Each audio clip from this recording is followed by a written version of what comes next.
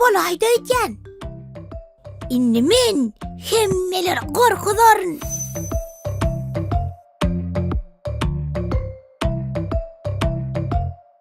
Har.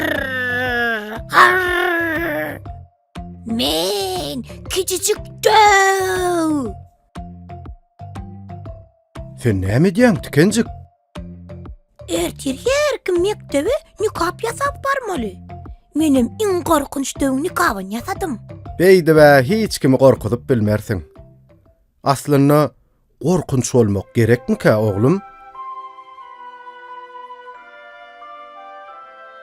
Hey, ýöne men iň gorkunç döw jagaz bolasym gelýärdi.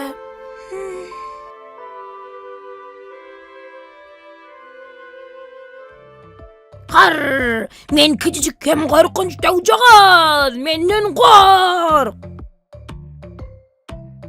Wah, men süýjüje döw jagadym. Munyň näme tikenjik?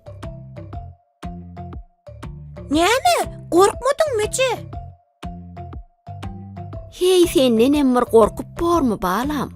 Ýöne men gorkunç döw ahyryn. Saňa döneýin döw jagadym.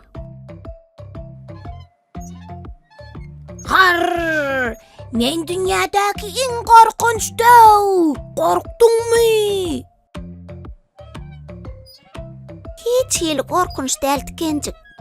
Boýnalaýsana, gorkdyň ha? Gorkamak. Çalaçyda gorkmadyňmy? Jinnek ýaljagam gorkmadym. Sen munyňdan ahol gurbaga da gorkmaz. Har, men döw.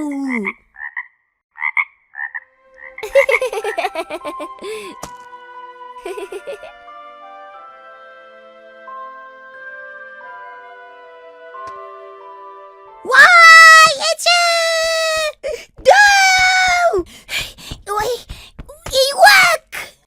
Näme boldy oglum? O ýerde döw var, kaka, gaty gorkdum. Sen öz nikabyň gorkunç dälligine gaty gynanyň bolyn. Men sen üçin hakykatdan hem gorkunç nikap ýasak goýdum. Şonu görensiň sen. Ay, gorkunç bolmak gowy däl ekeni. Menini döw boljak däl.